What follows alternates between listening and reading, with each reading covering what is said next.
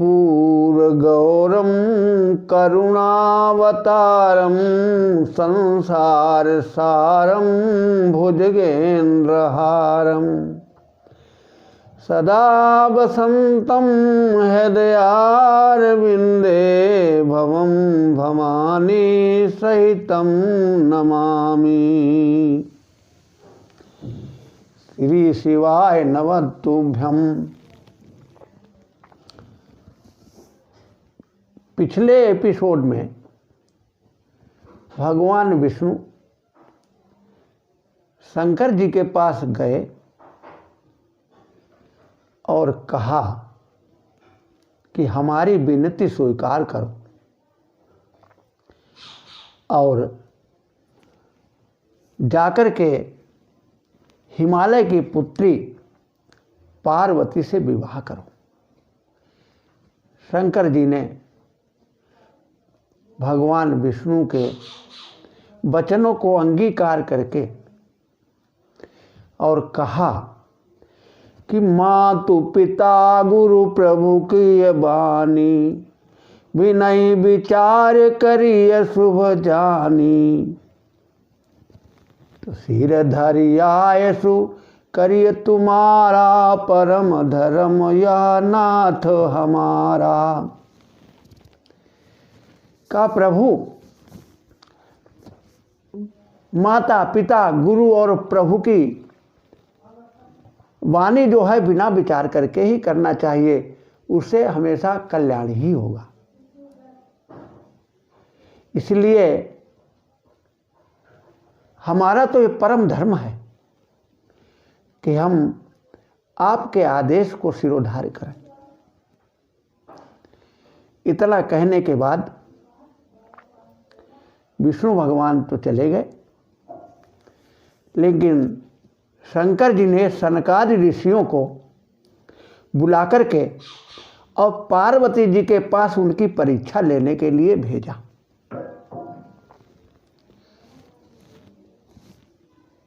सनकादि ऋषि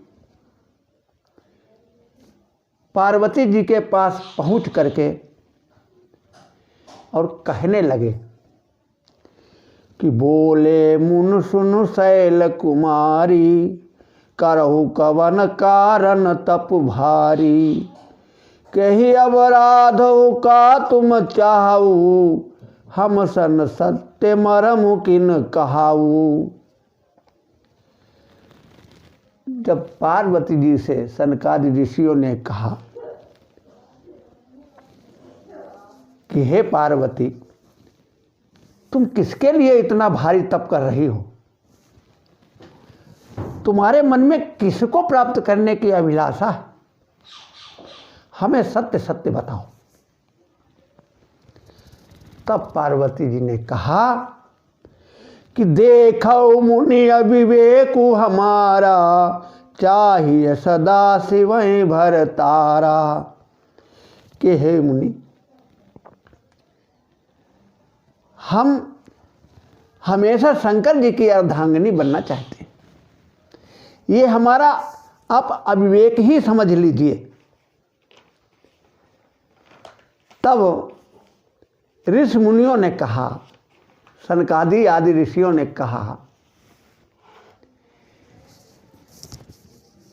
कि तुमने नारद के वचन को मान लिया है और नारद के वचनों को मान करके किसका घर बस गया है, जरा विचार तो करो।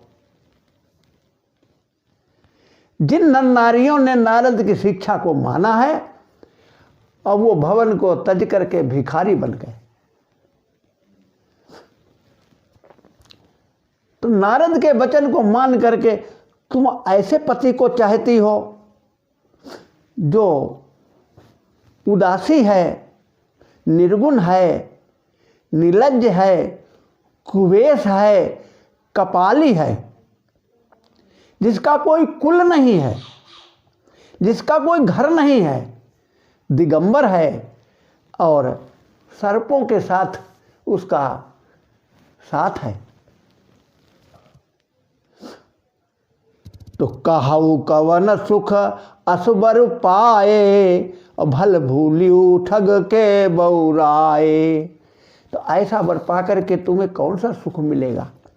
नारद के कहने से तुम इस प्रकार के वर के लिए ये कठिन तपस्या कर रही हो। और फिर एक सुझाव दिया,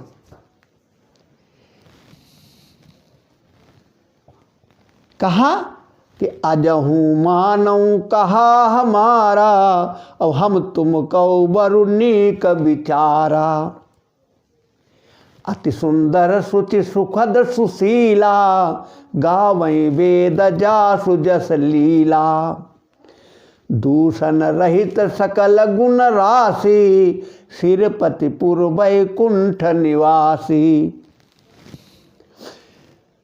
ऋषियों ने कहा कि पार्वती जी, अगर तुम हमारा कहना मानो तो हमने तुम्हारे लिए एक बहुत सुंदर वर खोजा है। वेदों में जिसकी पूजा की जाती है वो दोष से रहित हैं, संपूर्ण गुणों की खान है, और वैकुंठ में वास करने वाले श्रीपति भगवान है। तो असुबर तुम्हें मिलावहु आनी, सुनत बिहसी कहे वचन भवानी। तो ऋषियों ने कहा इस प्रकार के वर को हम तुम्हें मिला दें। ये बात सुनकर के पार्वती जी बड़ी जोर से हंसने लगी और कहा, हे मुनीष, अगर पहले आप मिलते और ये सुझाव देते तब तो हम आपकी शिक्षा को मान करके इस वर की कल्पना करती। लेकिन कि जन्म कोटि लग रगर हमारी, बरऊं शंभुनत रहूं कुंवारी।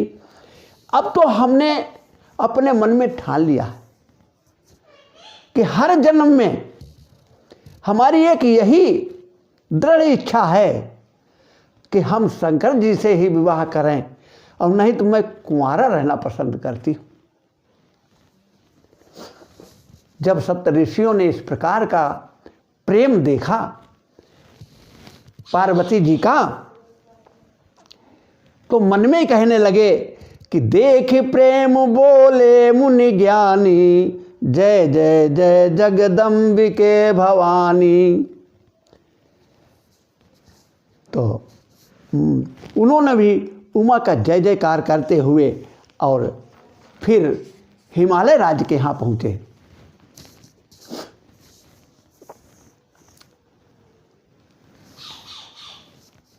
हिमालय राज से कह दिया कि जाकर के पुत्री को घर ले आओ।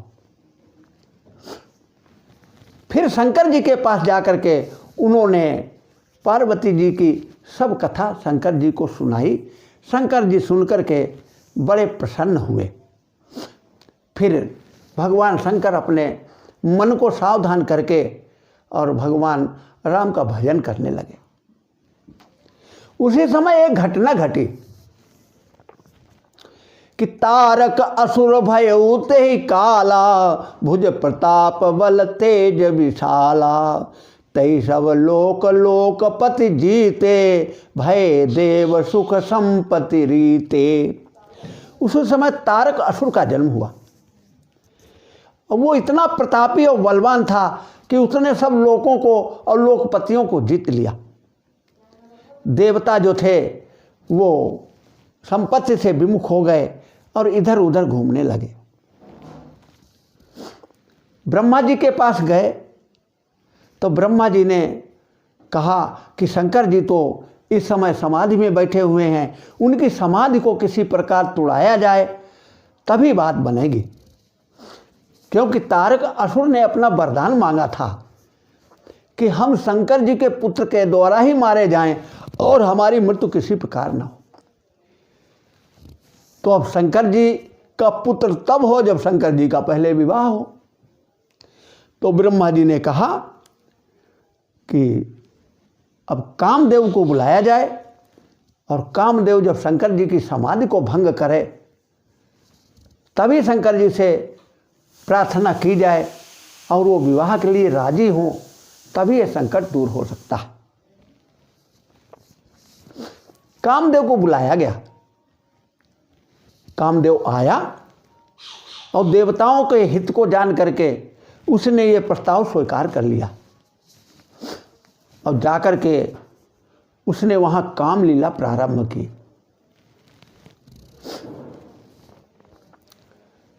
उसकी एक घड़ी के कौतुक से सारा संसार काम मोहित हो गया। उभय घड़ी अति कौतुक भयऊ, जऊँ लगे काम शंभु पर गयऊ। और शिवई बिलोक ससंक्यऊ मारू, भयऊ जथाथित सब संसारू। लेकिन शंकर जी को देख करके वो कामदेव सशंकित हो गया, तो एक आम के पेड़ पर छिप करके बैठ गया और अपने मन में सोचने लगा। और सोच करके उसने सुमन चाप निज सर संधाने, अतिरिसता कि श्रवण लगिताने। छाड़े विषम विशिख उर लागे, छूटी समाधि शंभु तब जागे। उसने अपने बाणों का प्रयोग किया और वो बाण शंकर जी के हृदय में लगे। शंकर जी की समाधि टूट गई और समाधि के टूट जाने पर शंकर जी ने अपना तीसरा नेत्र खोल करके और इधर उधर देखा कि कामदेव आम के पेड़ के पत्तों के बीच में छिपा हुआ है। और जैसे ही शंकर जी के तीसरे नेत्र की दृष्टि पड़ी, वैसे ही काम जल करके राख हो गया। जब काम जल गया तब उसकी पत्नी रति शंकर जी के पास पहुंची। कहा, प्रभु आपने हमारे पति को जला दिया है, अब हम कैसे रहेंगे इस संसार में? और वो पति तो आपकी प्रतिज्ञा में सहायक बनने आए थे। शंकर जी ने कहा, कैसे? कहले, आपने विष्णु भगवान को वचन दिया था कि हम उमा से विवाह करेंगे और आप समाधि में बैठ गए। और समाधि अगर टूटती नहीं तो आप वो वचन कैसे पूरा करते? तो शंकर जी ने रति से कहा कि हे रति, अब तुम्हारा जो पति है ये अनंग होकर के सभी जगह व्याप्त होगा और तुम्हारा मिलन द्वापर में होगा कि जब जदुवंश कृष्ण अवतारा, हुई है हरण महामहि भारा। कृष्ण तनय होई पति तोरा, बचन मन था होई न मोरा। कहले, जब जदुवंश में कृष्ण का अवतार होगा तो उनका पुत्र तुम्हारा पति बनेगा, ये हमारा सत्य वचन मानो। तो रति को समझा करके शंकर जी ने भेज दिया। अब यहाँ से दूसरी कथा शुरू होती है, सुनिए।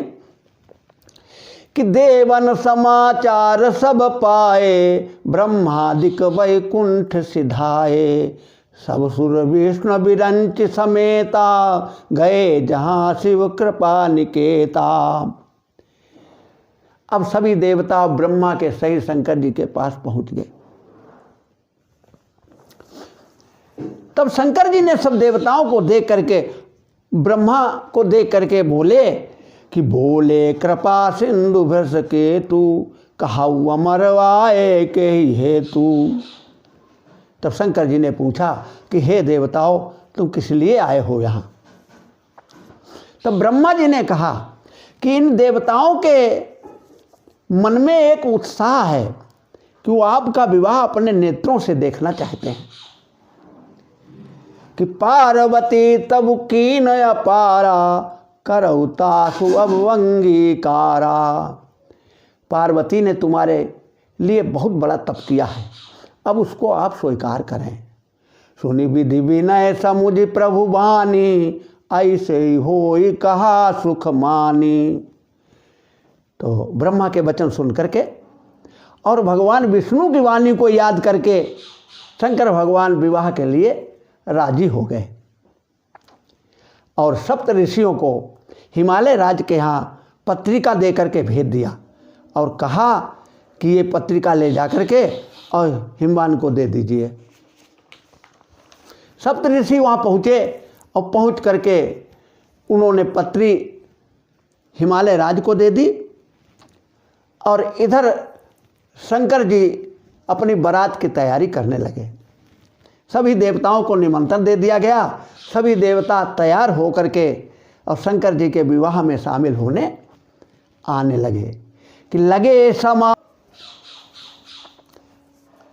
तो देवता लोग अपने अपने वाहनों को सजाने लगे और मंगल सगुन होने लगे और अप्सराएं गीत गाने लगी। अब देवता लोग तो सज सज करके आने लगे, लेकिन शंकर जी को सजाने वाला कोई नहीं। जो दूल्हा है उसको सजाने वाला कोई नहीं और सब सजे घूम रहे हैं बाराती।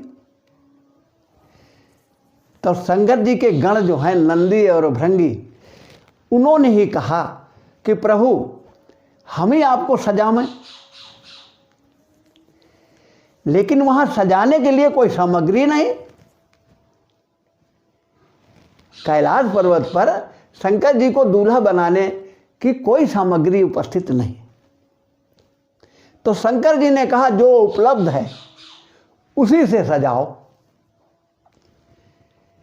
तो अब शंकर जी सजाए जा रहे हैं, उसका वर्णन सुनिए कि शिवई शंभु गुण करई श्रृंगारा, जटा मुकुट अहि मऊर संहारा। शंभु के गण शंभु का श्रृंगार कर रहे हैं। तो जटाओं को बांध करके मुकुट तैयार किया गया है और उसमें सर्पों की मौली लटकाई गई है। अब वो सर्प कौन से हैं? उनका नाम अहि है। अहि जाति के सर्प, ये चमकीले सर्प होते हैं, उनको जटाओं में लटका दिया गया है, जिससे वो मोर बन गया। तो कुंडल कंकन पहिरे ब्याला, तन विभूति पटके हरिछाला। और हाथ में और कान में छोटे छोटे ब्याल सर्प हैं, उनके कुंडल और कंकन बना के पहना दिए गए। तन पर विभूति लगा दी गई है और मृगछाला पहना दिया गया है। अब मृगछाला पहनने में अब वो कैसे रुके? तो एक सर्प को मृगछाला में लपेट दिया गया है और उससे कहा गया है कि जब तक कार्य पूरा ना हो जाए तब तक तुम्हें ढील नहीं करनी है। शशि ललाट सुंदर सिर गंगा, नयन तीन उपवीत भुजंगा। ललाट पर चंद्रमा, सिर पर गंगा जी हैं, तीन नेत्र सुशोभित हो रहे हैं और यज्ञोपवीत की जगह भी भुजंग नाम के एक लंबे सर्प को डाल दिया गया है। गरल कंठ उर नर सिर माला, अशिव भेष शिव धाम कृपाला। गले में विष है और मुंडों की माला पहने हुए हैं, नर मुंडों की माला पहने हैं।